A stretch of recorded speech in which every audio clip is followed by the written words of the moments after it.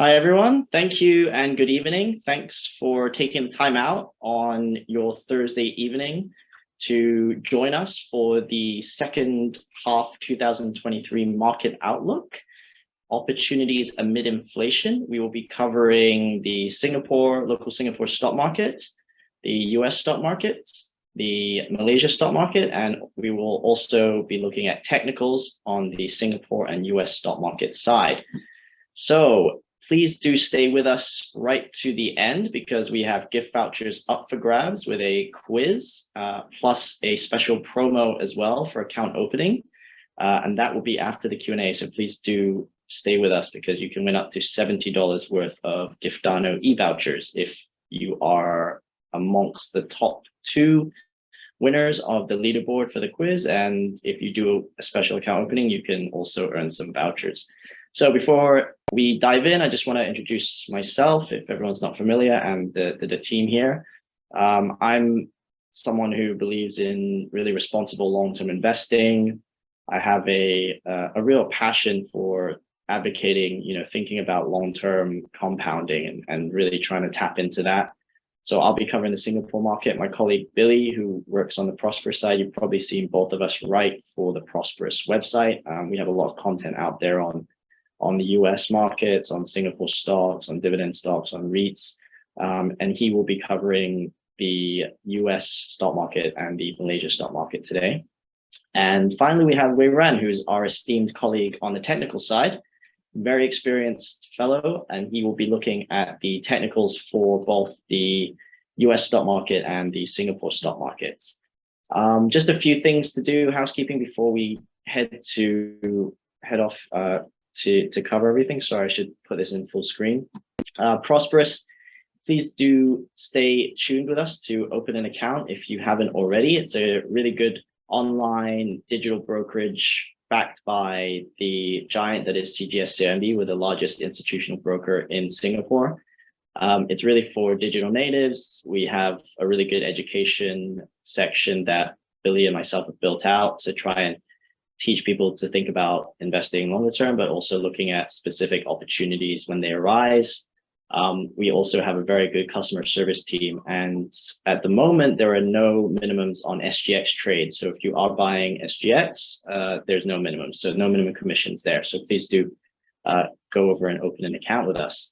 You can invest on the go. We have the Google Play, our apps available on Google Play and App Store. So please do check us out. And follow us on our socials. We post a lot of our content on Telegram, on Instagram, on Facebook, on Twitter. So you just follow us on those channels, and do check us out on the ProsperUS websites to the right. Okay, I think we're kind of ready to launch into it. So I'm going to get started with Singapore, and then I'll hand off to Billy, and then we'll wrap up with some of the technicals. So we'll try and keep this short and sweet so that we can get to most of your questions at the end. So please do pop any questions you may have throughout into the Q&A box, and we will get to all those questions at the end before the quiz and before the account opening promo is revealed. Okay, so I'm going to dig into the second half of 2023 for the market in Singapore. Where do we stand today? It's before I dive in, just another reminder, disclaimers here from compliance. This is not meant to be construed as personalized financial advice. Please do your own due diligence. This is our own personal views from myself, Billy, and Wei Ren. So please do take what we say and do your own due diligence before making any investment decisions by yourself. Okay, so where does Singapore's market stand today? If you're looking at it on a one-year basis, we're pretty much flat, right? We're maybe slightly up on a 1 year.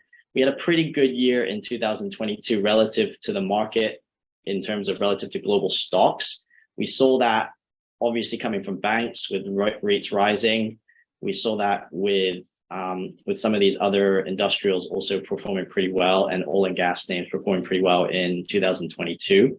And so it was more of an anomaly in the global sense because, as you know, the US market really took a hit in 2022, whereas Singapore held up relatively well. And so today it's kind of come off a bit. It's had pretty good highs in early on, but it's come off those highs. And we can kind of wrap up what we think, or we can kind of surmise what, the mood is, what has worked for investors, right? What's really worked in 2022. If you look on the right-hand side, is an article I actually wrote in October of last year about the best performing Straits Times Index stocks in 2022, that year to date. At that point, they were both Sembcorp and YZJ, Yangzhejiang Shipbuilding, and they've pretty much performed. They continued that performance on, and they brought that into 2023, and they're two of the top performing stocks. They're Straits Times Index stocks year to date as well in Singapore. But they've had some things in common, right? We've had structural growth stories in Singapore. You've had the whole reset for the brown to green transformation story of Sembcorp Industries. You've tapped into trends that have staying power. Financing and ability and cost of capital has never been more important. So we've seen the big REITs really hold up a lot better, and some of these smaller, specific, maybe office specific REITs get absolutely hammered and smashed in 2022, and they've really not recovered from that. And revenge travel, you've seen obviously SIA, I think is probably up there as one of the top performers this year, just because everyone's back, everyone's traveling, and hospitality trusts have benefited from that as well. So you've seen some common threads so far this year in Singapore. And I think this really illustrates well what we were feeling in 2022 as investors, with the rates that were just continuing to rise nonstop.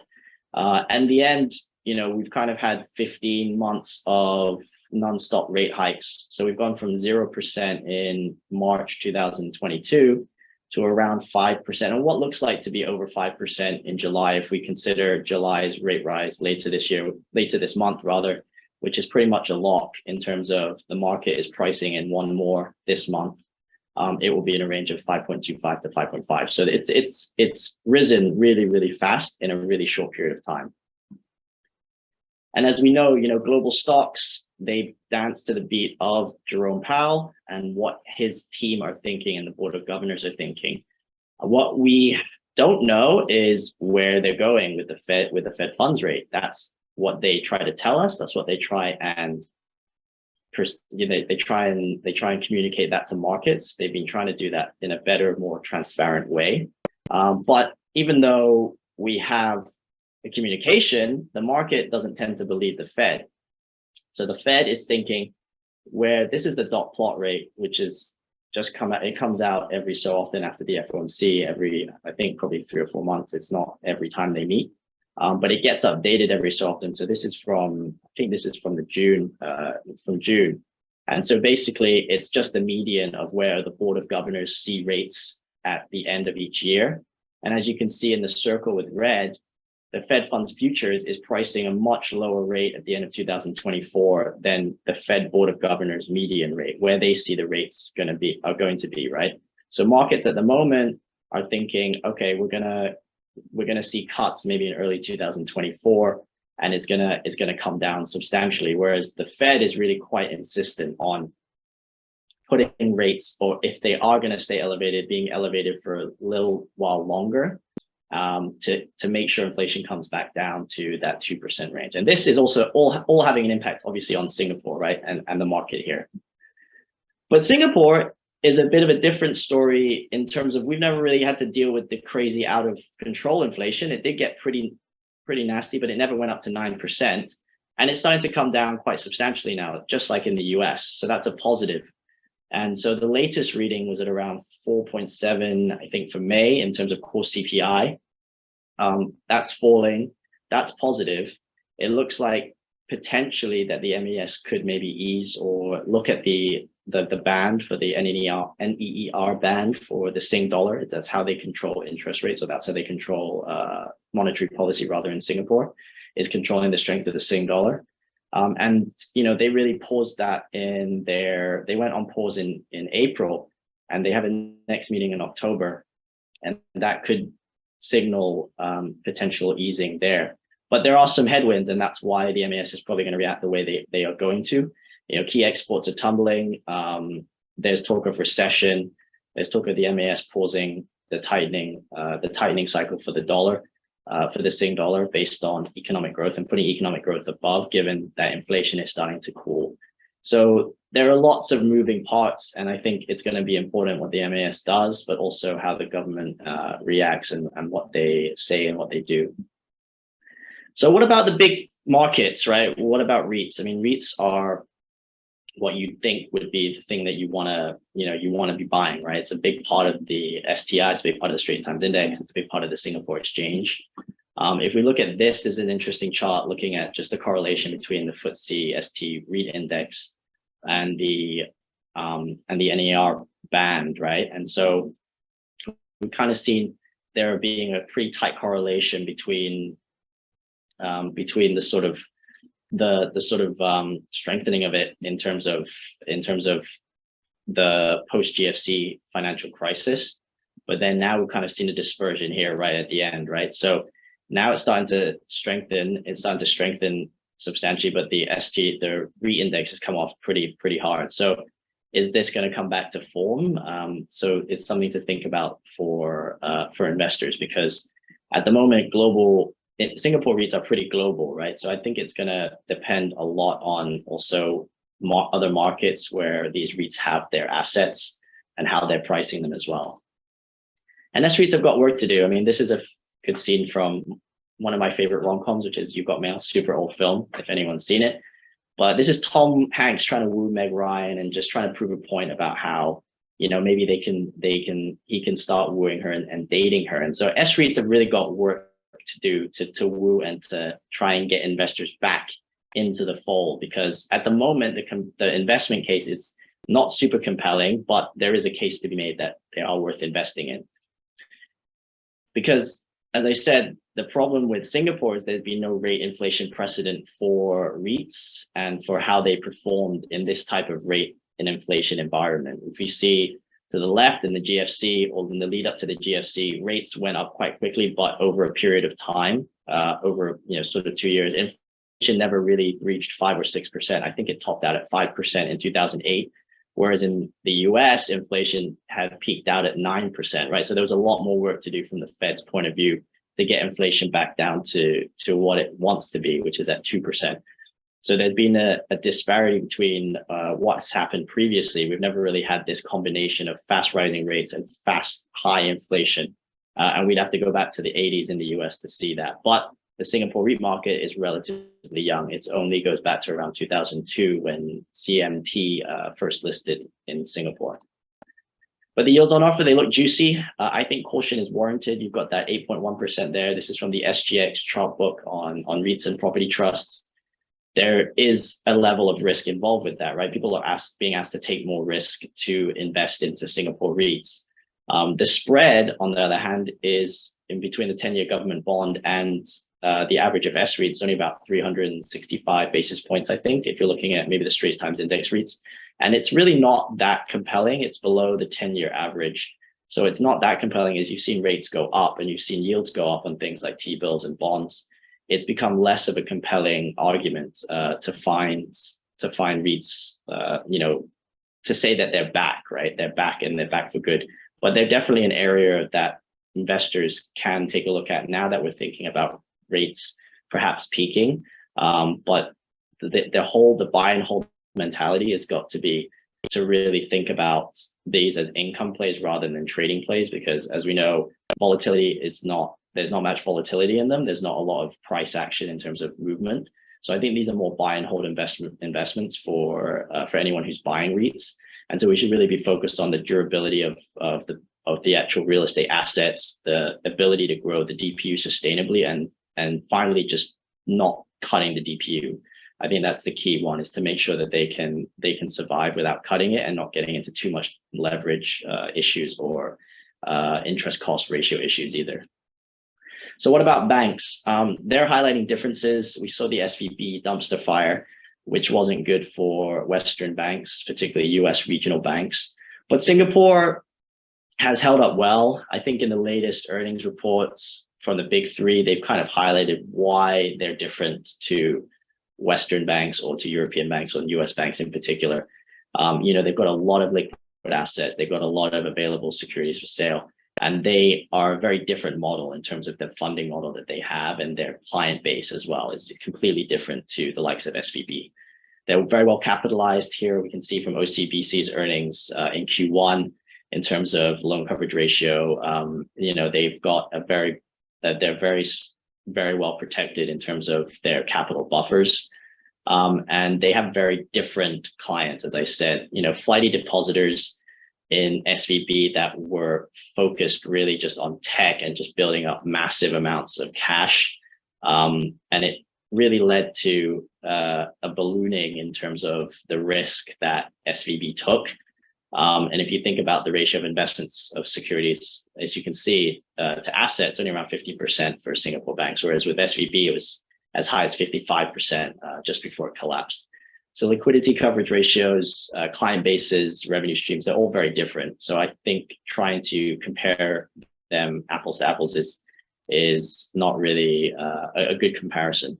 And they also have diverse business lines. Like Singapore banks have really proven over the course of the past 18 months how diverse their business lines are and how good they are at building up different areas of their business. We've seen UOB tap into the Southeast Asian city retail franchise and complete those deals last year. Most of them are nearly done. And then DBS also buying Citi's Taiwan franchise as well. So they're building out assets, but they're doing it in a very conservative and sort of ROE focused way. And wealth management is one of those key businesses for the banks. And finally, they're oozing cash, right? Singapore banks are doing well in terms of the amount of funding that they have. The problem with Singapore banks at this point is they've had that run up, and then now funding costs are starting to come up while rates are not going up as fast. So they've had the really good times in 2022. I think this should carry on until this year for earnings. Earnings will be good this year, but I think investors are a bit more concerned about where the next leg of growth is going to come. Although if you're thinking about rates staying elevated, I think it may actually be to your benefit to have banks as maybe a hedge to the fact that rates will stay higher for longer. The market expects the rates will fall quickly maybe into early 2024 when the Fed does have to start cutting.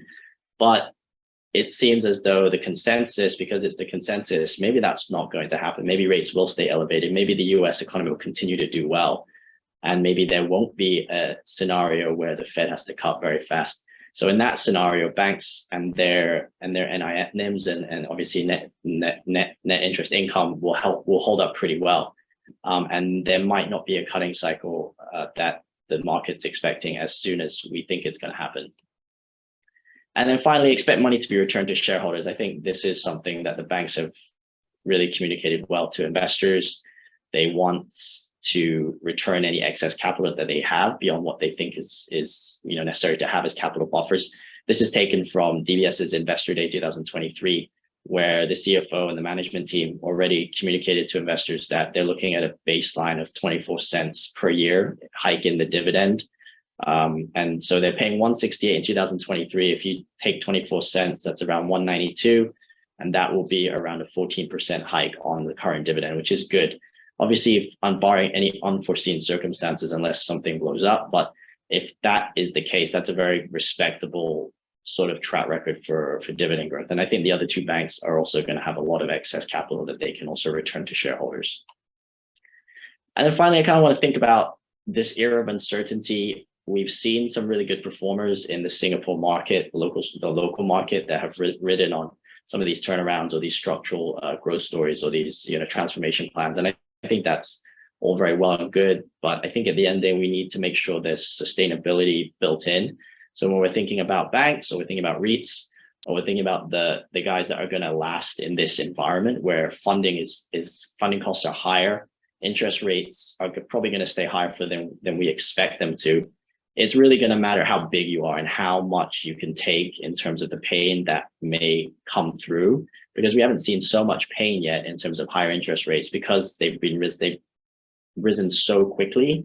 How long it takes to feed into the real economy, whether that's the US economy or the global economy, it might take a bit more time.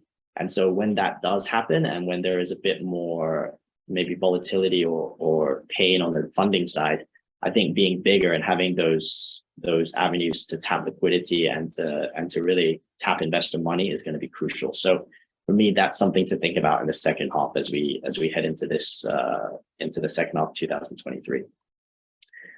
Thanks. I will pass now on to Billy to take over for the US and for Malaysia. So please, Billy, over to you. I'll stop sharing. Yeah. Let me just share my screen first. Sorry. Okay. Right.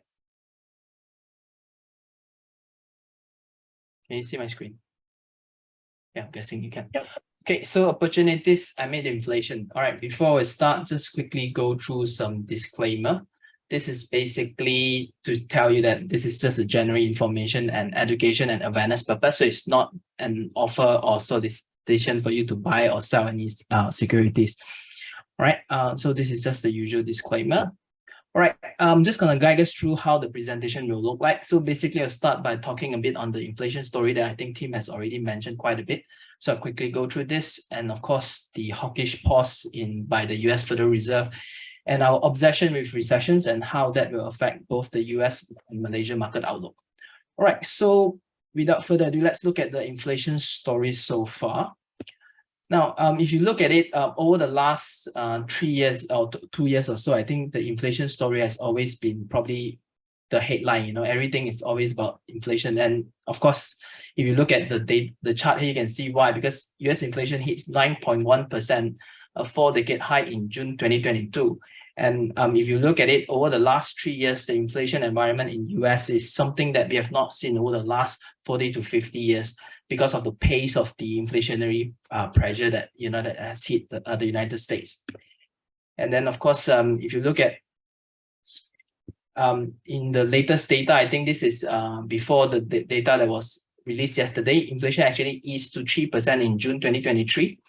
And from its peak of 9.1% in June 2022. So you can see that it has come down significantly from the 9.1%. But the problem is, of course, core inflation remained relatively sticky, mainly due to the shelter cost that has remained elevated. Of course, the core inflation yesterday for the June data came out at 4.8%. So it's more or less a relief that it came below 5%. But what I wanted to highlight is that the inflation story that we've seen is basically a lagging indicator. And these are things that have already happened. And it happened because of what happened over the last 12 to 18 months. If you remember the COVID-19 pandemic that has caused the shutdown in global economy, and the reopening of it has actually been patchy. It has led to bottlenecks in supply chains, shortages. And so all these have led to a surge in terms of your prices. And of course, the Russian and Ukraine war has made things even worse. But all these things are more or less in the past. And if you look at what is in it going forward, data that shows us, for example, the chart on your top here, you can see US Producer Price Index eased for 11 consecutive months to 1.1% in May 2023. It is the lowest level since December 2020. And if you look at the chart, it's basically very much in line with what it was during the pre-COVID era, right? And of course, China's producer prices actually fell at their fastest pace in over 7 years in June. I think it was declining about negative 5.3% or so. So that level is, if you know China is the factory of the world, that means that prices for manufacturing have come down in terms of production. So that is good news for in terms of, the inflationary pressure that we are seeing. Of course, another thing to look at is the US labor market that has supported the inflationary pressure so far. But if you look at, the US labor market remains strong. You can look at US wages growth has actually came down and moderated from where it was at double digit, so it actually came down to about 5% or so. So it was slightly more than what it was pre-COVID, but it's not that far off. And what is even more significant is the weekly hours worked.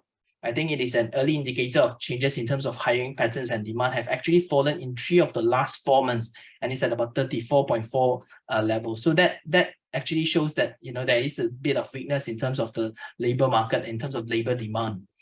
And with this in mind, I believe that the US inflation will ease further, and I think the data yesterday more or less points towards that towards the second half of this year. And if you look at the survey done here, it actually shows that there are expectations that the inflation will ease further. So how will this, affect the interest rate? I mean, we have seen the hawkish US Fed, and how that has actually helped to combat the inflationary pressure. So the US aggressive hike cycle is likely to come to an end, in my point of view. And if you look at what it was, in January, somewhere in early 2022, it was hovering at 0.25%. Today it's at 5 to 5.25%. So at this level, I believe it is already quite restrictive to the US economy, and the Fed fund rate is likely to stay below 5.5% towards the end of 2023, meaning that there's potentially another rate hike in the next meeting, which is this month. But after that, it's likely to maintain as it is.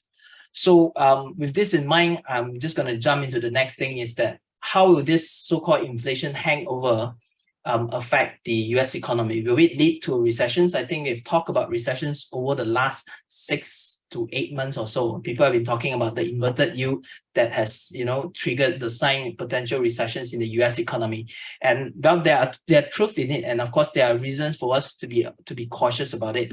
So first, a few things to look at is the tighter credit conditions that are expected with the higher interest rates. So if you look at the charts here, so you can see the shaded gray area here. These are usually periods when, US fall into recessions. And during this time, you can see that the tightening lending standards have gone up. So what we see now, it has also gone up to 46%. So this is going to lead to people being more cautious about, are we heading to a recession? And we've been talking for that for quite a while now. And the next thing to look at is, of course, the personal saving rates in the United States is that actually averaged 7.6% in the last 5 years before the pandemic. And of course, after the roller coaster ride over the last 3 years due to the pandemic, personal saving rate currently is only at about 4.2% in the first quarter of this year. And of course, this is mainly due to, the spending habit of the consumer during the COVID era because of the fiscal support and all that. So they're so used to it, and then the tap on the savings that they have, which is why you see the personal saving rate has come down significantly. So we are likely to see this savings rate to go up to its average of about 7.6% in the next few years. And this will drag on consumer spending, because when there are more savings means there are less spending. So this will actually affect the US economy a bit. And of course, another thing to take note of is the resumption of repayments on federal student loans. Now, more than 40 million Americans will resume their student loan payments this fall after a 3-year pause. So this will also drag on consumer spending, at least in terms of the sentiment of it. But, regardless of that, I just wanted to highlight this, regardless of some of those indicators that I point to you, the US economy has so far remained resilient, supported by the strong labor market. So if you look at the chart on your left-hand side, you can see the housing factory orders and of course confidence that highlight the resilience of the US economy. Purchases of new homes have climbed to the fastest annual rate in more than a year. Durable goods have also topped estimates, and consumer confidence has reached the highest level since the start of 2022. So that sort of, contradict with what I just showed you earlier, right? And this is mainly because the unemployment rate in US has remained at a historically low level, indicating that, the labor market remains strong, even, despite of the rising interest rate. So what this means is that for us, US economy is likely to avoid the recession, at least if you look at the consensus data here. This was what the second line here, the previous forecast was they were expecting a contraction in the third quarter and the fourth quarter. But you look at the latest forecast, it has actually revised to a flattish in the third quarter and of course a slight contraction in the fourth quarter. Because I think that a lot of people are probably looking at it that maybe the US economy might not fall into a recession, and even if it were to fall into a recession, it is likely to be a mild recession. So with this in mind, how will this affect the US market outlook? Now, the first thing I want to say is that I want to point this out is that whether there is recessions or not, the market goes on as it is. I mean, we have gone through a few recessions and the market has continued to behave and continue to outperform in the longer term. So we need to look beyond just recession, because this year itself, I think we've talked about a few things, the collapse in the banking sector in United States. I think the debt debacle in the US, that's also a concern. So those things are things that will sort of trigger the market. And of course, I think it's not far from next US presidential election. So that will also have an impact on the US market. But what is more important is the end of the easy money era. And I think this is something that investors need to keep in mind as we move forward. Because if you look at the easy money era back then, there is cheap money. Basically with low interest rate is basically free money at about close to 0%.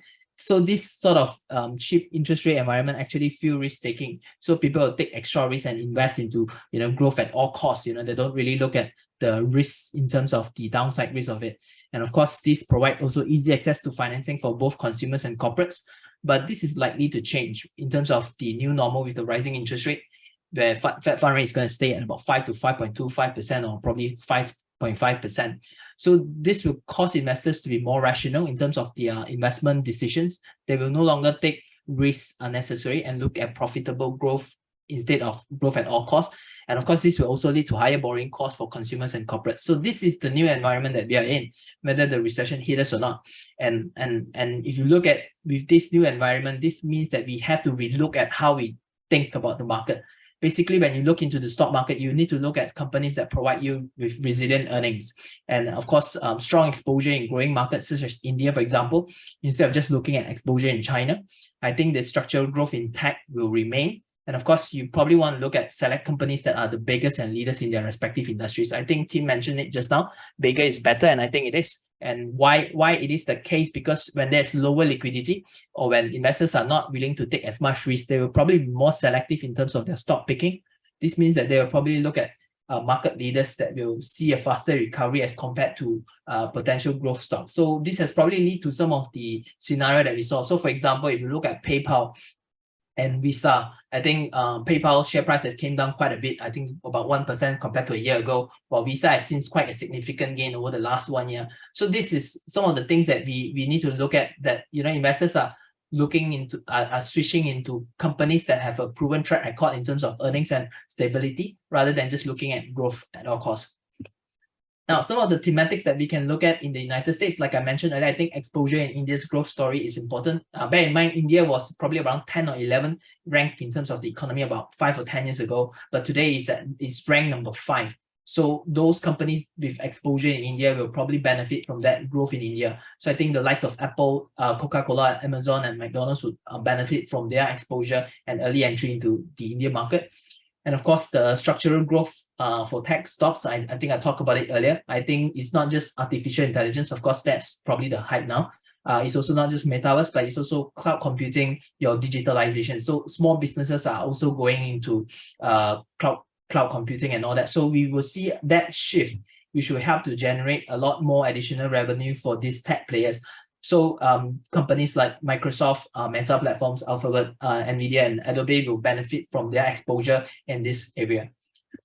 All right, in terms of Malaysian market outlook, I think it's a bit different. Instead of so much about the global front, I think the key catalysts that have been affecting the market is basically the political environment in Malaysia.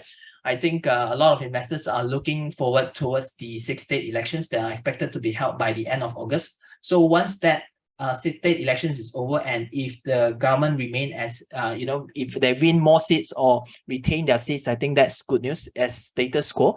But if the government were to lose more seats during the state elections, then I think investors will probably be looking at the political situation in Malaysia more closely. So that's one thing to really keep an eye on. I think one way for us to look at is we've seen how the flip-flop in the government over the last 3 to 4 years. So that sort of trend will probably repeat itself if we see that uncertainty again. And of course, the FBM KLCI, due to all these issues and uncertainties, are actually trading at a very attractive valuation at the current moment. Is at 13.9 times of its forward PE as compared to the historical average of around 17 times. So this is really an opportunity for people who wanted to invest in the longer term in the Malaysian market. But of course, if you're concerned about the political situation, you probably want to avoid the market at the moment until things are more stabilized by the end of August. And similar to the stock market, I think the ringgit is also in a very undervalued position. The ringgit is actually supported by a very healthy current account surplus. But of course, mainly due to some of this sentiment, you've seen the ringgit come down significantly over the last 12 months. Of course, we do expect to see recovery of the tourism industry over the next 6 to 18 months with the reopening in China. And earnings growth recovery is also anticipated for most of the companies. I think the exporters will benefit from the low ringgit. They will definitely gain an advantage on that front. The reopening will also support some of the companies that were affected during the COVID-19 pandemic. So high-rated companies, so if you're looking at tourism, some of those that you can really look at is Genting Malaysia. Genting Malaysia is, if you know, is the casino operator in Malaysia. So there we should see some recovery when the tourists from China return. And of course, it's currently trading at a rather attractive valuation. I think dividend yield is at about 8%. So that gives you that sort of yield that if you're looking for. And of course, in terms of banking, RHB Bank is one of those that we like due to their attractive valuation. Dividend is also at an attractive level, and of course, their balance sheet is also way more comfortable than what we see in other bigger banks. For those who are looking to tap on the healthcare recovery, I think Sunway Berhad will offer you that. And if you're looking at 5G infrastructure, Telecom Malaysia will be the play to go for. And of course, oil and gas, I think the FPSO player recovery is expected. So Yinsen is one of those that we have highlighted in our research. So with that, this is the end of my slide. So I'm just going to pass the time to Wei Ren. All right. Okay. Thank you very much, Billy, and Yep. thank you very much, team as well. So my team for this month for the technicals, if you can look at my screen, is actually on the is July the strongest month yet or not? But I think historically, I think we are seeing actually, I think July will be we are netting again up to the very strongest upside. So so this actually I did a study on based on July 2013 all the way until 2023 for the past 10 years.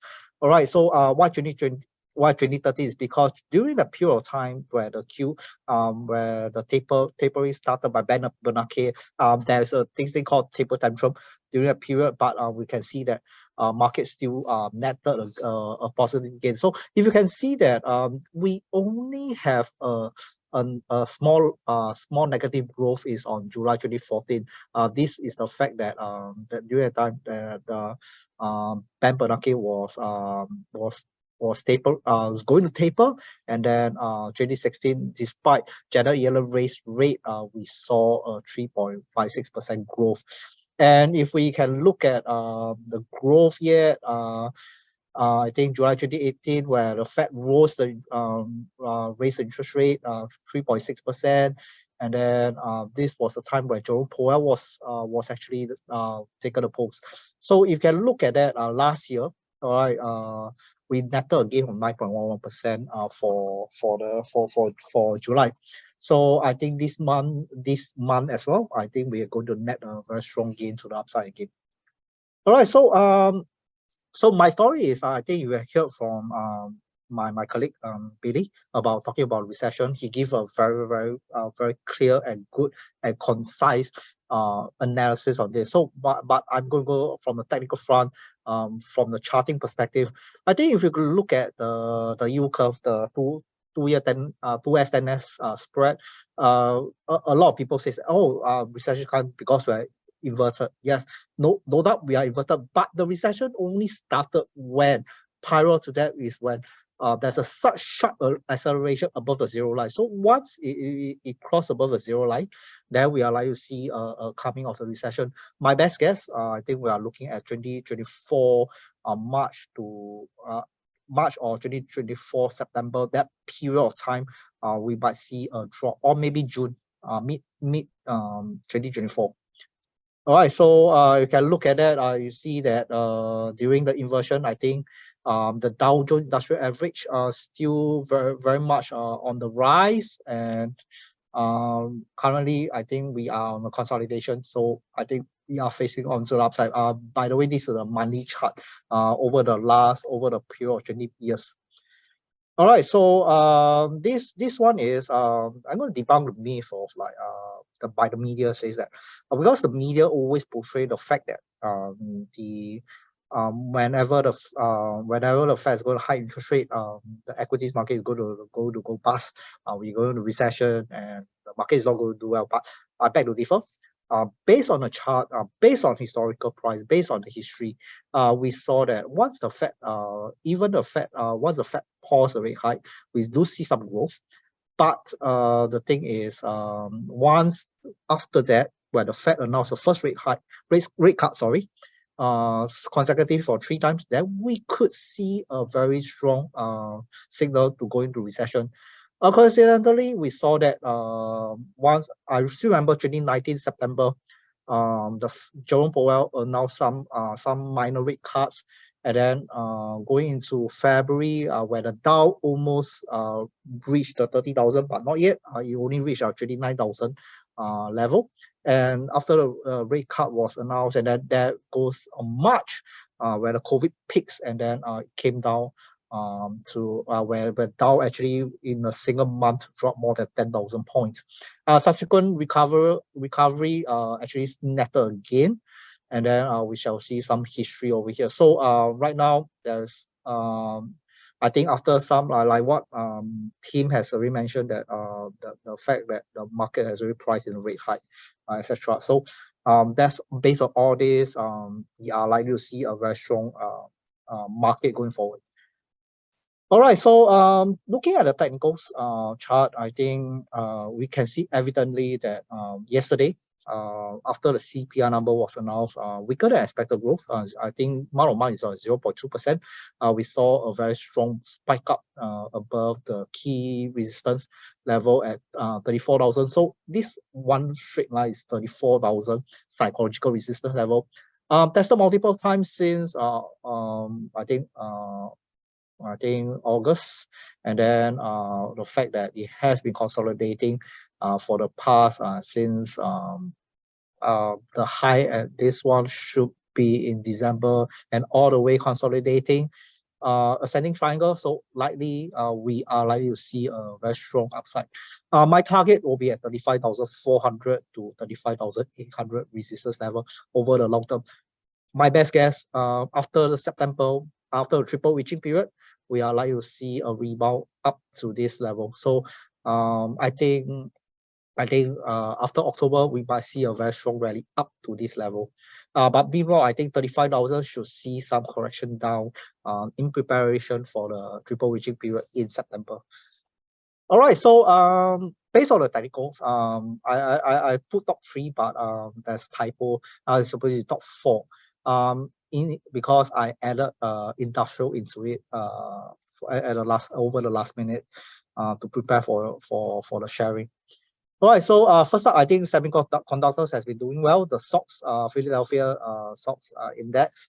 So we do have seen some healthy uptrends since over the period of last year. You can look at that, higher high, high lows. Prices, the levels has been supporting the uptrend line very decently.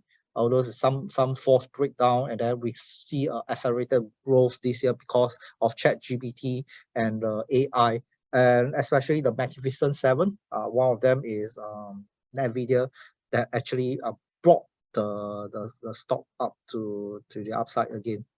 All right, so panel pattern, we like see a very strong upside to it. So upside target, we may see 3,928 into the resistance zone before correcting. All these are pointing out towards a very strong upside. First up, Ichimoku is showing a 3 bullish golden cross signal that signal very strong momentum to the upside again. Especially with this 26 period leading span A is up, and that is diverged very strongly against the 52 period leading span B. So this is a very strong tick support that that support thing. All right, so I have a privilege to modify the MACD because one of my seniors actually has this idea of lengthening the MACD period. His name is Jake. So he did it on 5220. I find it a very useful thing. It smooth out the process, capture the largest, capture the heaviest of the uptrend. So based on this, we can see that it's above the zero line. Histogram is above the zero line as well. So this is a very, very strong bullish market. DMI, though it has dipped, but I think for the 60 period stochastic, we do not see any adverse oversold until it breaks down below 80 level. All right, so NVIDIA. So NVIDIA weekly chart, I think upside has been tested $400, and we see some profit taking came down, and then last bit of a rally to the upside. So I believe the rally is likely to persist further. It's likely to break above 440 and then go up to $492. Where it goes to $500, I think it's too early to say. But I think that if you are punting for a short-term trade, I think punting for a longer term trade, I do not think that it's a good risk to reward ratio to chase down. In fact, I think that it might just correct back to the high over here in October 2022, and then before embarking on to the upside again. Based on the rally upside, strong rally above the near the top, usually starts signaling a bullish exhaustion, especially where the 14 weeks DMI DM plus is showing some sort of dip. So any correction down, likely to see some correction down going forward. So I would say that $300, $346 over the longer term is to be watched. Okay, so telecommunication, I think recently, I think last month, I think published a stock called Qualcomm. It's on my transporter. So if you are a CGS-CIMB iTrade user, or you may access the report. But if you look at the telecommunication, I think share days during my KL trip, I think that was in May or was here. So I broke out of the uptrend line of confirming the island reversal. Everything is pointing to the upside despite this bearish dark cloud cover. I think even a pullback, I think is likely to be supported at $74, $75, bring up to the upside again, targeting $84. Cross over the MACD and the bullish histogram above zero line actually do signal a very stronger upside again. I think the most important thing, my 60 period stochastic oscillator has confirmed the oversold signal and has rising up. So it tentatively confirms the rising momentum on this. All right, technology. I think SPDR, the tech ETF, we see some very healthy upside at the start of this year. So it has been on the very strong uptrend for the past 6 months.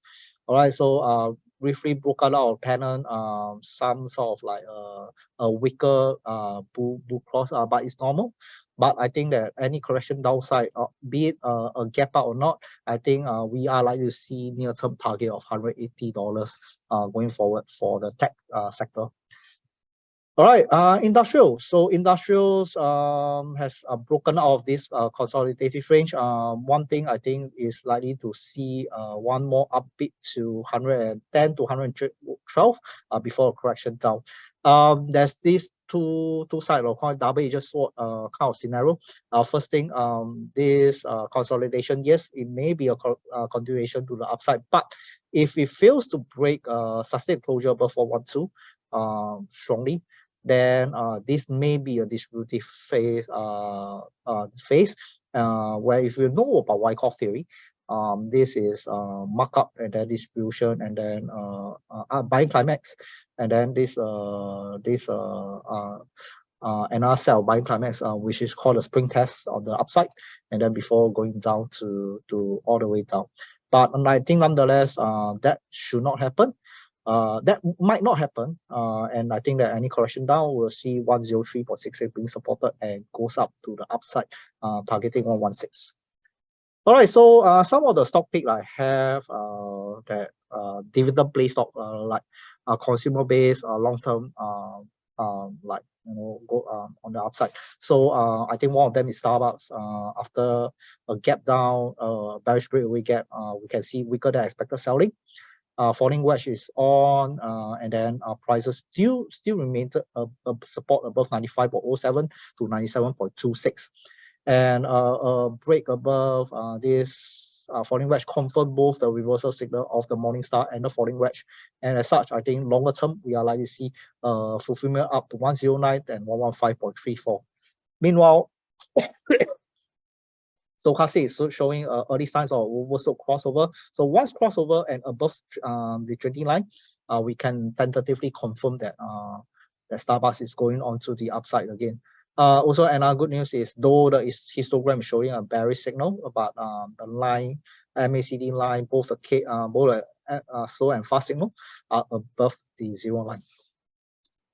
All right, so Caterpillar, one of my transporter pick this week as well. So it has already broken confirm.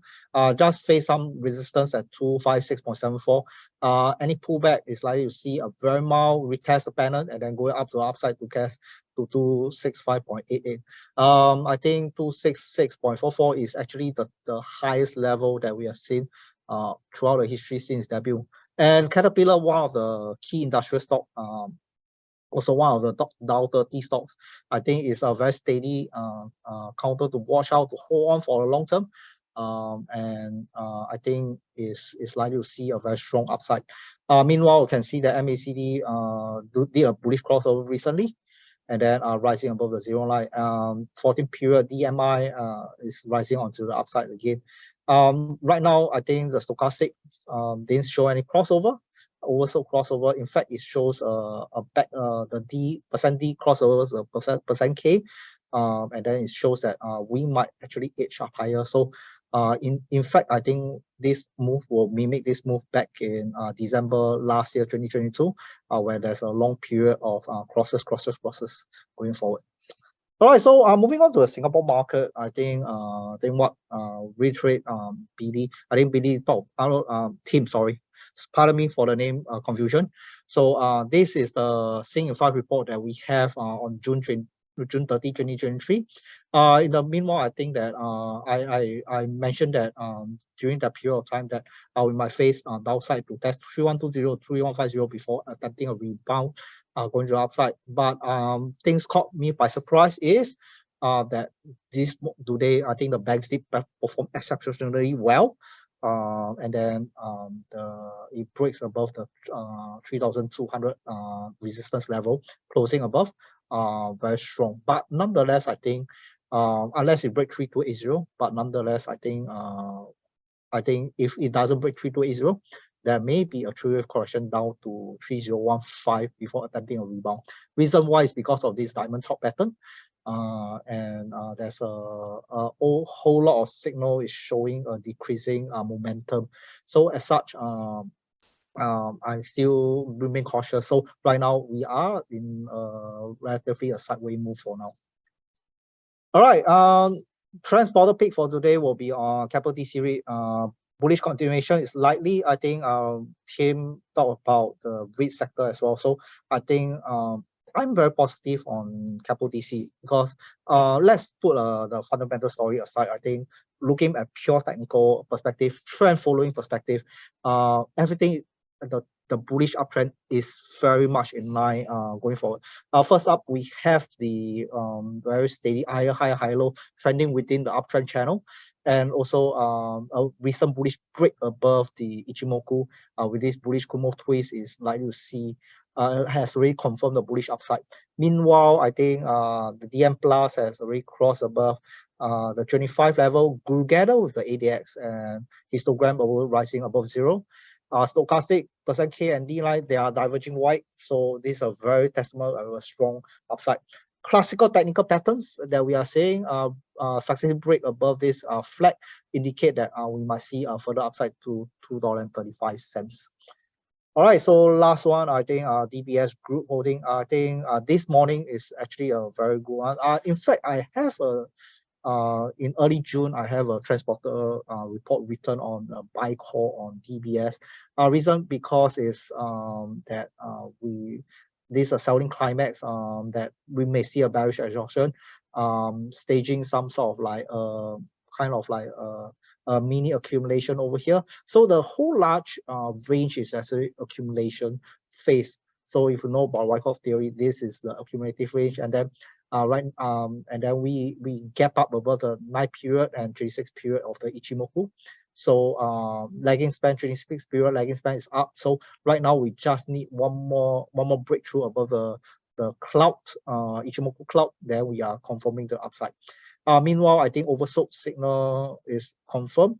Volume has confirmed the rally, and last but not least, histogram, bearish histogram is slowly disappearing, rising, and then I think we are nearly back to zero. So once this cross at the bottom, we are likely to see that DBS group is going on to a stronger upside there again.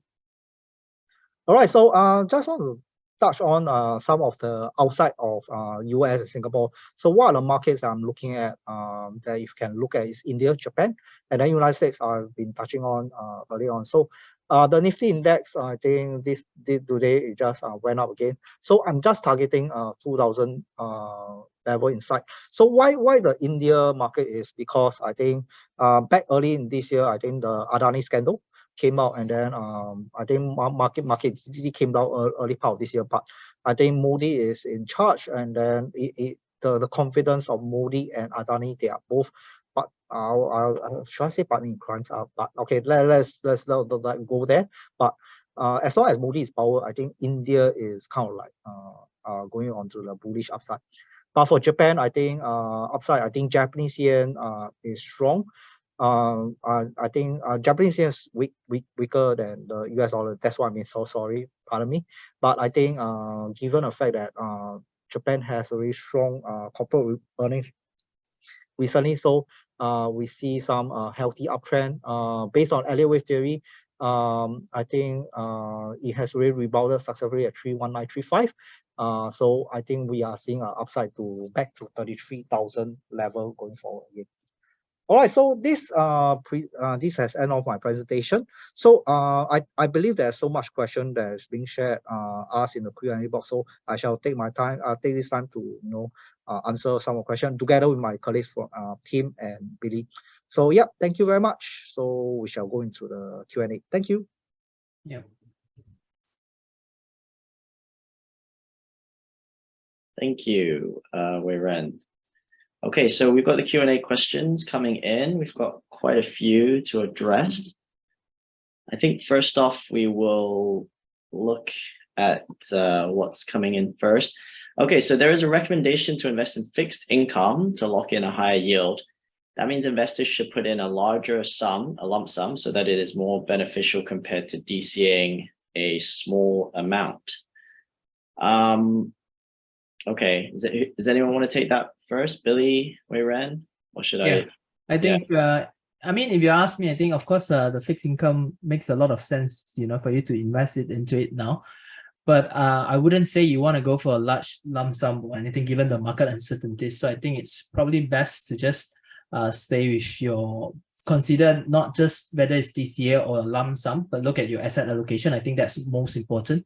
Because I think whether you want to look for DCA in a smaller amount or whether you want to put a large lump sum amount of money into fixed income, I think it really depends on your overall asset allocation. My view is that the fixed income, I think it will do pretty well given the current higher interest rate environment, and expected that the Fed will probably pause at this level.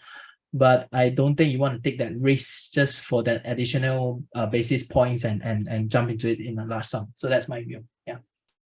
Yeah, I would add that I agree with Billy. I think it's about asset allocation. If you're someone who's in their 20s or early 30s, you're probably not going to be, if you're talking about long-term money and retirement money, then I think having too much exposure to fixed income, say 30, 40, 50%, unless you're very, very risk averse, you're going to hurt your long-term sort of risk adjusted returns by being too invested into fixed income. So, but I do agree with Billy. I think the outlook for bonds are positive this year and into next year if there's a rate cutting cycle that goes on. But I think you need to look at it in terms of allocation and your goals for longer term goals. Okay, next question. Okay, so I think this might be a bit similar. An investor had invested in fixed income ETF with high yield now, continue to invest when rates are lowered in the future, meaning the earlier, I assume, investments enjoyed a high yield in the fixed income fund ETF that will be diluted. I guess I could just give my 2 cents on this. I think it's quite similar to stocks as well. If you're buying at a higher price and then it comes down, you'll buy at a lower price. So in any sort of DCA setup, the whole point is really to take out the whole emotional process of investing, because one of the worst enemies of us when we invest is our emotions. So DCA is more of a mechanism to take that out of the equation. So whatever you do, whether that's fixed income or stocks or REITs or whatever, I think you shouldn't be too concerned about what level you're buying it at, and more focused on what you're buying and making sure that's quality and staying invested for the longer term. That will ensure that your DCA plan goes, delivers the goals that you want it to deliver. That's what I'd say. The next question, I think we can move on. Okay, so I think this is a TA one on Tesla. So how do you see Tesla shares going forward, especially ahead of earnings on the 19th, which is next week? Any support and resistant levels to note?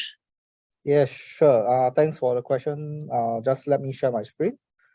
Okay, it's going laggy again. So Tesla, I think basically I've reviewed it earlier on this afternoon.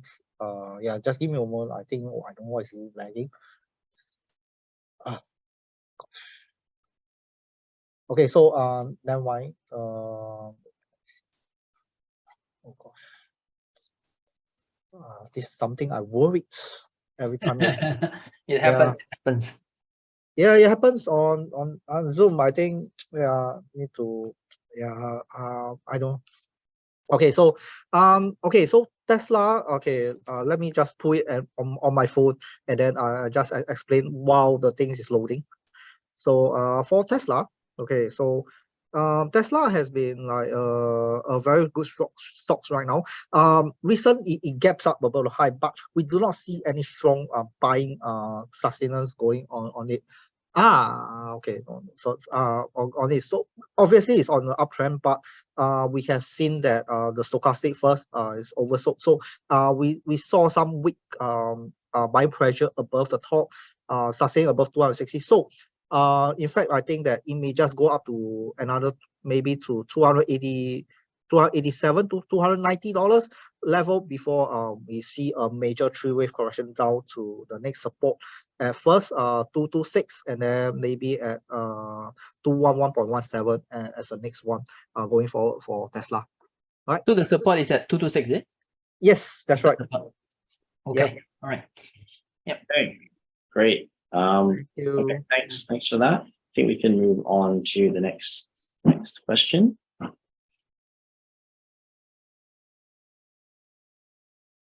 Let's get that up.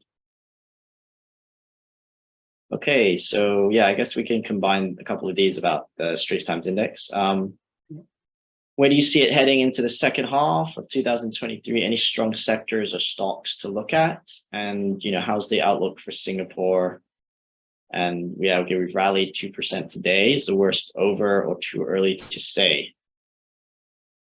I think I'll give my thoughts on, in terms of worst is over. I think that's the same case for probably any market. It's too early to say. We still are in the midst of a rate hiking cycle globally or in the US, and inflation is coming down, so that's positive. But on the other hand, I don't think the Fed will let up if the economy starts to falter in a meaningful way, because they are going to want to bring inflation back down. So that's going to affect everybody basically around the world. If you're looking at sectors or stocks in Singapore, I think you have to be selective. I think REITs are an interesting opportunity, but you do really have to be selective with what you're focusing on in the REIT sector, because there are lots of REITs that have higher leverage ratios that are a bit low on the interest coverage ratio side. And so they're walking on the line and being a bit dangerous, I'd say, in terms of the types of leverage that their leverage ratios that they get coming up to. But I think with specific stocks, if you're looking at REITs, I agree with Weiren. I mean, he was on the technical side, but Keppel DC is a very solid DC REIT. It's more expensive than the market. It's more expensive than the whole overall S-REIT market, but it's got quality assets, and it's one of the few that have actually been able to grow their dividend and their distribution. So I think for me, looking into the second half, I'd be looking at sectors and stocks that can continue to grow dividends, continue to grow their business. And in the REIT market, it's very, very difficult to find REITs that can grow distributions at this point in time. So I'd be focusing on that. In terms of interesting sectors, I think the renewable energy sector with Sembcorp Industries, there was a bit of negative news on pricing caps recently, took a hit, it's bounced back, it's rebounded a bit from its lows post that news. But it really doesn't change the overall story for Sembcorp, which is that it's trying to move towards renewables and it's trying to phase out its conventional energy business. And so with the rate that it's acquiring new assets, I think you're going to see earnings growth continue to be pretty strong in the next couple of years. So that's probably my take on the STI. Yeah. Anyone else? Anyone have any? You might want to just give a quick one on the technical on the STI, since it's the rally 2%, is it? Yeah, so just now I covered that. Yes, we do see that it rallied a lot due to the banks, and then like what Tim said about SCI, I think Sembcorp Industries, one of the utilities capital goods kind of stock is despite recent choppiness and downside, I think SCI is going to still maintain its upside, all right. But for the SDI, I think it's still too early to say. Yes, I do agree, because I'm looking at this resistance level I mentioned earlier on the 3280. So in order to invalidate any bearish sentiment, it need to break above 3280 strongly onto the upside and close above, and then rally thereafter. So best case scenario for SDI, I think is going to be very much range bound. Range bound, yeah. Okay, cool. Next question. Okay, Hang Seng, I think this is again for you. Yeah. Seems to be head and shoulder. I see it here and shoulder. Do you expect double bottom to be formed, or expect the inverted head and shoulder to break up from its right shoulder to resume its run? Any particular reason for recent weakness? Is it due to political forces beyond what the market can control? What's your take on that? Okay, so I do agree with this question that is inverted. There's an inverted head and shoulder, but as a technical analyst, I particularly do not like head and shoulder and double bottom, because these are more complex pattern that is often occurring. So complex pattern and often occurring, there's a high failure rate on it. All right, but rather I think that should look at the fundamental arena for the Hang Seng and as well as CSI 300. So I think that the Hang Seng is a very unique market together with the Chinese market. I think it's due to the political force. So any upside, I think we should be very careful. So Hang Seng, there's one key level to look out for. Will be at 20,000 to 21,000 region. So why this region is because it has been tested, and then every time it goes there, between 20 to 21,000, there is some sort of like a consolidation, either consolidation, a false breakout, or a very dramatic drop to the downside. So for Hang Seng, it's more complex than what the SDI is showing. So do look out for it. But I think near term wise, I can tomorrow there's a potential perhaps a potential upside to break slightly above 20,000. Right. Okay, thanks. Next question. Will there be an increase of funds inflows to private markets? Anyone want to tackle that one? I can do it first. So there seems to be some sort of M2 money supply flowing into the market. If you do, while Billy was presenting, I actually took to a glimpse. There is some sort of like sharp acceleration, and then it's still increasing after the SVB bank failures. All right, so I think the Fed is trying to stimulate market through increasing the M2 money supply, but it's not amounting to quantitative easing. All right, we do not see a massive fund flow into it. All right, as for now. Billy, you have something to say? Yeah, more or less I think you've covered. Sorry. Yeah. Oh, okay, thanks. Yeah. Okay, great. I think we can move on.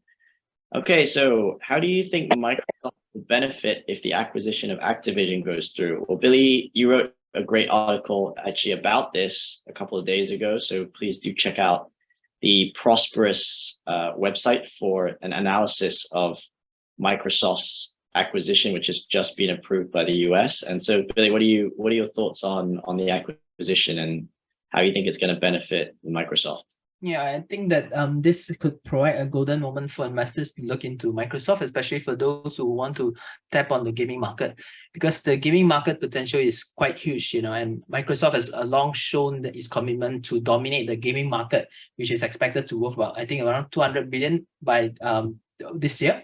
So of course, the Xbox franchise is probably not as successful as some of its competitors, but with the innovative Game Pass, it will be something similar to what Netflix is. It's basically the streaming of all gaming. And of course, the Activision acquisition will allow Microsoft to take a giant stride towards achieving this aim because of the popular franchise like Call of Duty, World of Warcraft, Candy Crush. If you play game, then you will know what I mean, right? So that's the difference in terms of the sort of difference that you will bring to Microsoft, and it will allow Microsoft to have a sort of stronger revenue generator in the long term. So this is an area that I think will make a lot of difference, especially not just for Microsoft itself, but for the gaming industry as a whole. So I think this acquisition is something that I'm quite excited about. Yeah, I would agree that I think for Microsoft, it's actually the questions or the concerns raised by regulators were to do with console gaming, right, and whether these titles would be available. But I think they've really put that to bed in terms of striking deals with these titles being available on Sony's PlayStation. And I think the Nintendo as well, or potentially maybe they haven't. But Microsoft did make it clear that they wanted to get into cloud gaming, right, which is still a nascent industry. So I think cloud gaming with Activision and Microsoft and Activision's titles on mobile, I think was really going to help Microsoft break into new arenas. Because even with the combination of Microsoft and Activision, it's still going to be only the third biggest gaming company in the world, right? It's still be behind Tencent and Sony. So there's a lot of thought about these guys owning the whole market, but that's far from the case. So I think that's one reason why this has been waved through, is that it's really it's not a massive, it's not going to own the market where it has the pricing power to dictate what they want to price at for consumers. So I think it will be a hugely beneficial one for Microsoft longer term, and it gives them, I think, that extra edge in gaming where they still have a lot of growth in cloud and they still have a lot of growth in their enterprise business as well. So it's just a growth boost, growth driver for Microsoft. So I think it's a super positive outcome. Sorry, Tim, I just want to add this. I think I overlooked this, that if investors are not aware, actually Microsoft has also collaborated with Netflix for their advertising on Netflix. So I think that allows Microsoft to tap on some of the learning curve of what Netflix is doing. So that will give them a sort of competitive edge in the longer term. So yeah, definitely. I think there's a lot of potential, and obviously AI and ChatGPT as well for Microsoft. So, and Bing. So there's lots of growth drivers for Microsoft. Next question, if we can flash that up. Okay, so Apple, do you think Apple can maintain its earning growth? Could you share some of the outlook for the company now that it hit a $3 trillion market cap? I don't know, Wei Ren, if you want to tackle this on the technicals for Apple first, or sure. I think Apple, I think like Microsoft, like I want to add on earlier on, I think Apple still can see some of the strong bullish upside. In fact, I think Apple is right now is at 108. Yesterday, or as of price, if I'm not wrong, the post market is 190. So I think it's slowly building up to the $200 level that we have been seeing. So technical analysis, there's one realm is there's a trend following feel of discipline.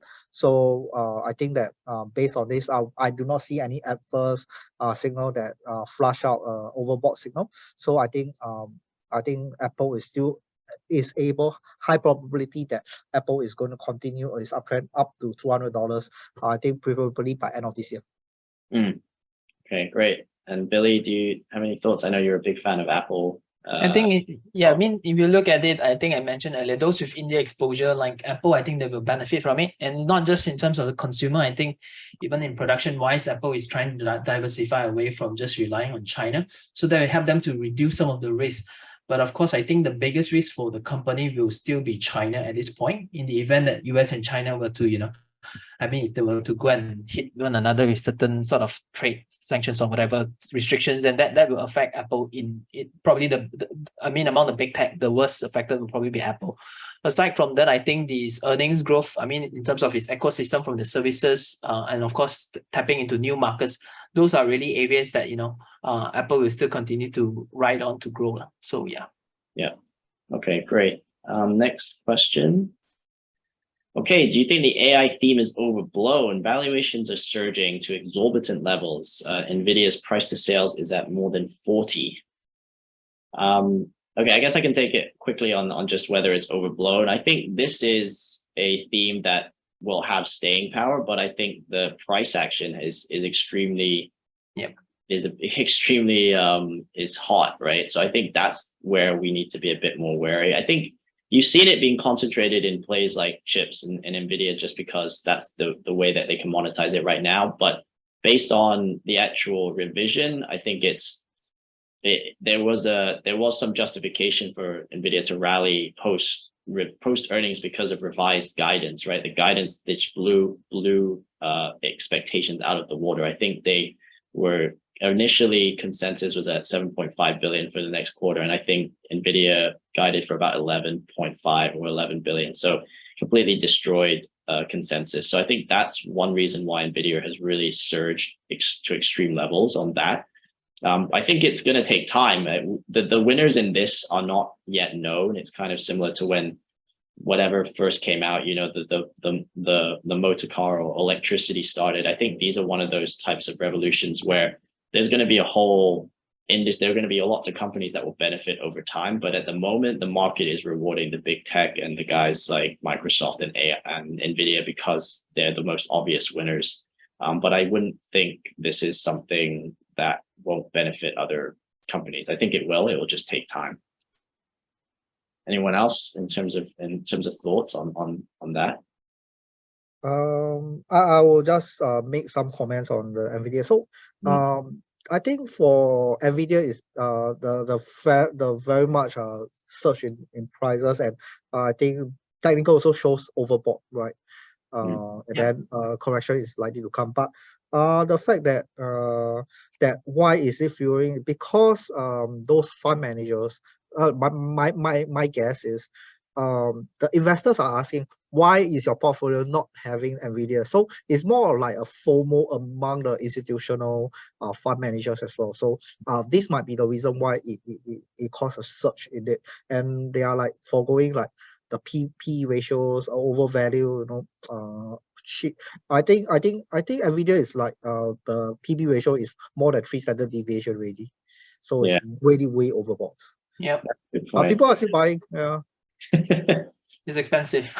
Yeah. But that's a good point, because if you don't have the big seven in your portfolio as an investment manager, you're probably being asked questions by clients. Yes, that's right.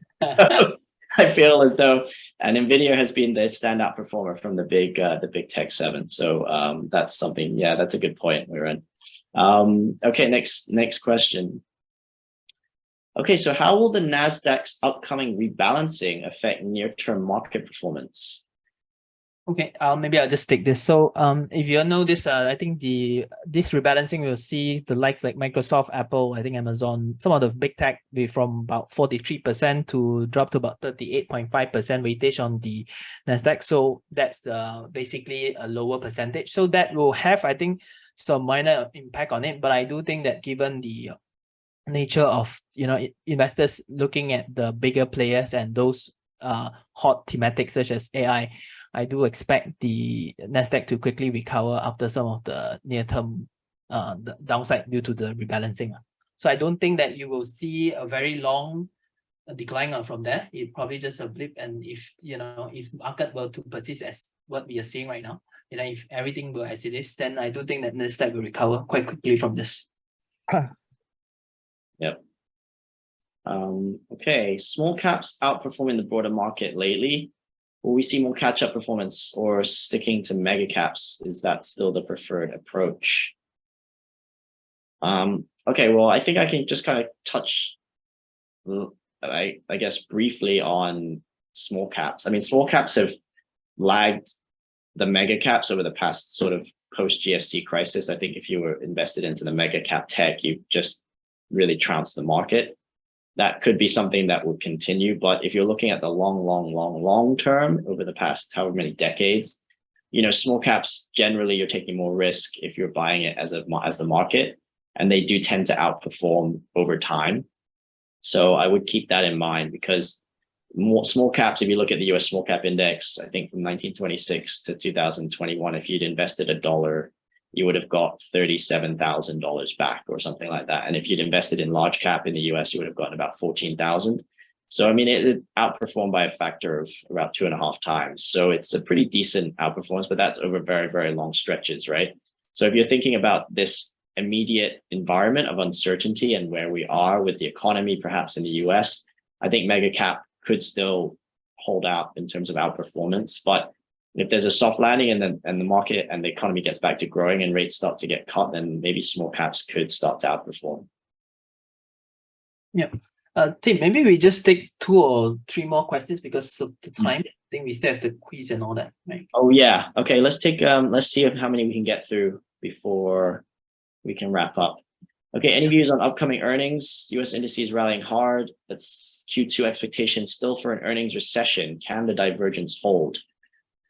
Thoughts? Anyone on that? I don't know from the TA side if you've got any thoughts on the US. Yeah, so I think so yes, the S&P 500, if you compare the RSI, 14 period RSI and the upside, yes, we do see a divergence ongoing. But I think one thing is I think July, like I mentioned earlier on during my presentation, July it always posted a very strong gain.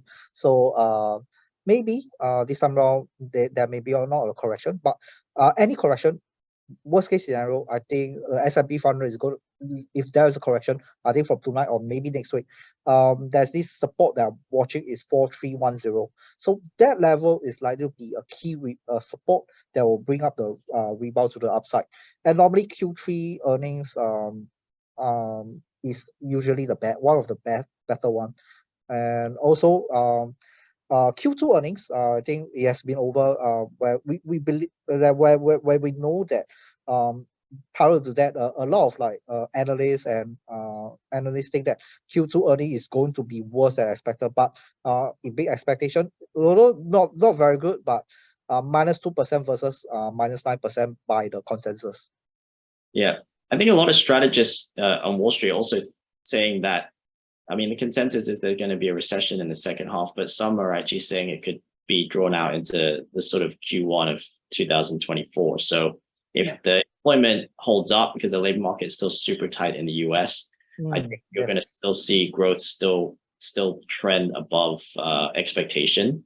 And unless you see a real reduction in job numbers and then you start to see the unemployment rate go up, I don't think you're going to see a real recession in the US or a technical recession take hold. So it'll be interesting times, though. I think Q2, yeah, I think my feeling is that I think Q2 numbers will probably be better than what people expect.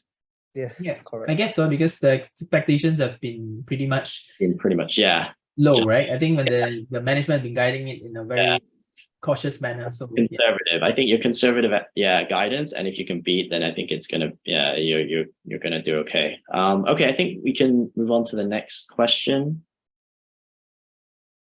Okay, so one on REITs. I guess this is something we covered. Still lackluster overall, despite expectations for the Fed heading to a rate pause, and ongoing reopening tailwinds across the region. So when can we see more traction for S-REITs, and have we already seen the bottom for REITs?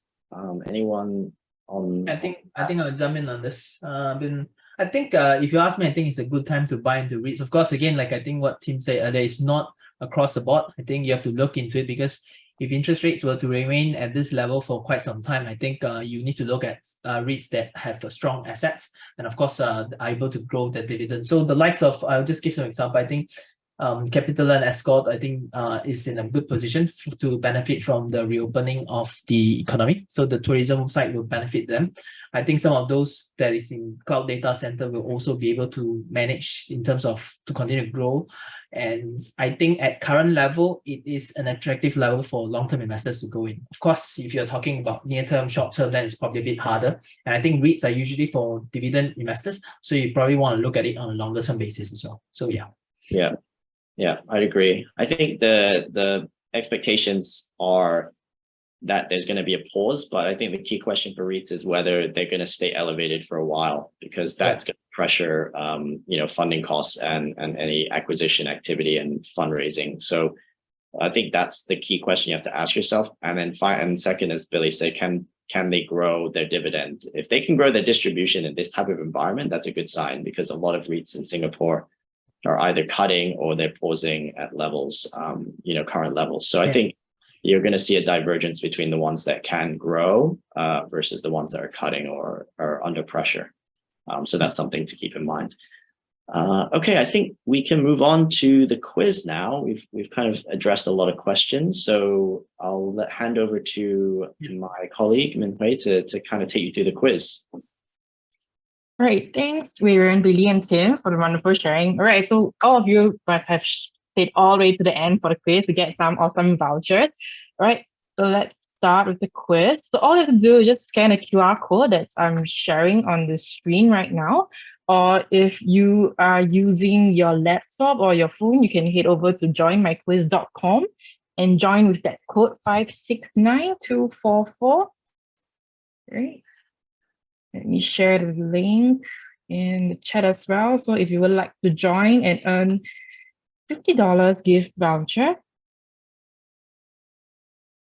Right. Let me know if you've encountered any problems. Right. I can see some are actually joining in too. I give you some time, so we'll start in a few minutes. Oh, quite long, 20 seconds for each question. Yeah, I think some really takes longer to read. Yeah. Do you read out the name of the top two? Yeah, it will be shown on the screen later. Okay, that's cool. Yeah. Right. So just take a note that the top two leader in the leaderboard, please know that you will have to open a ProsperUS account to receive the voucher. Right. Right now we only have 4, so anyway, let's give some more time.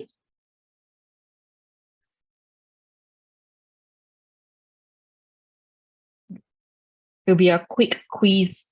So if you have actually paid attention to the webinar, it wouldn't be that hard to answer. Yeah.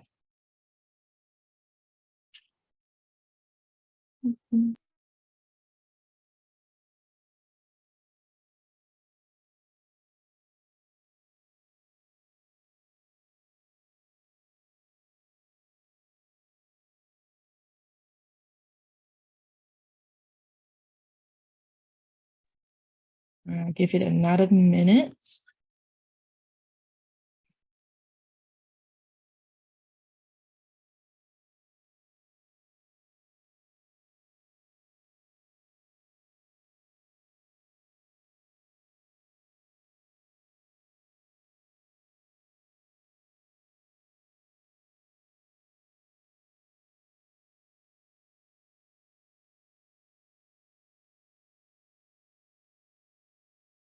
Right. Anyone else still trying to join? Otherwise, I will start the quiz. Just let me know if you are still trying to join in the chat before I click start in a few seconds.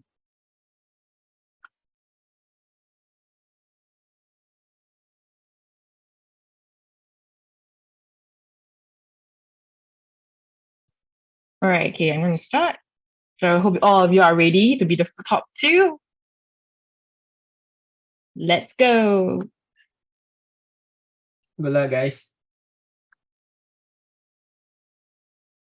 Good luck, everyone.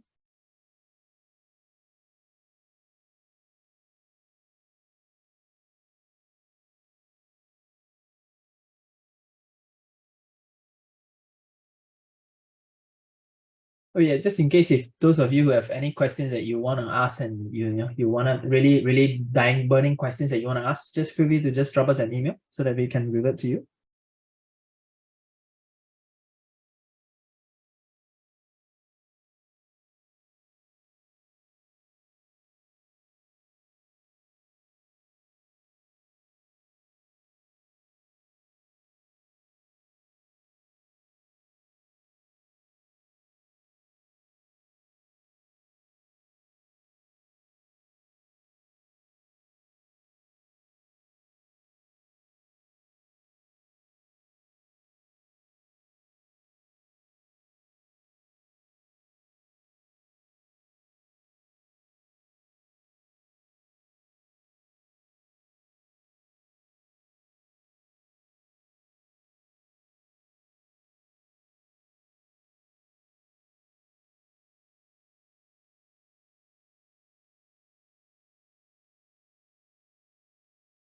All right, we're almost done, more than halfway through.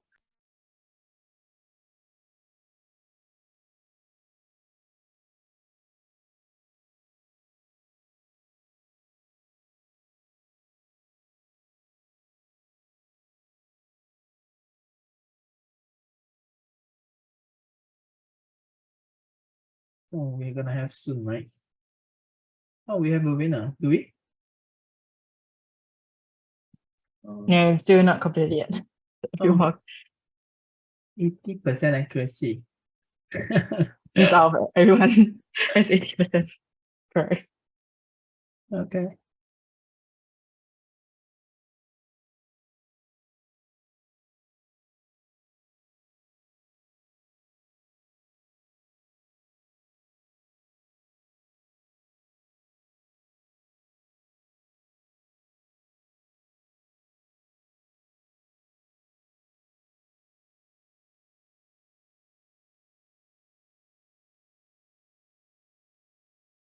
And I think I'm just waiting for everyone to be done because it's 19 of 25. I think there's some that say they can't see the quiz. Oh. Yeah, because I already started the Oh, quiz. okay. Yes. So once started, they can't join, is it? Yeah. Correct. Okay. Sorry to Hope Gone.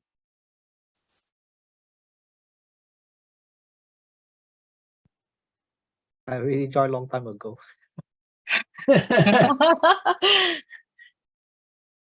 I think it's just a laggard of the connection of this. Yeah. Oh. Yeah, could be the network issue now. Apologies for that.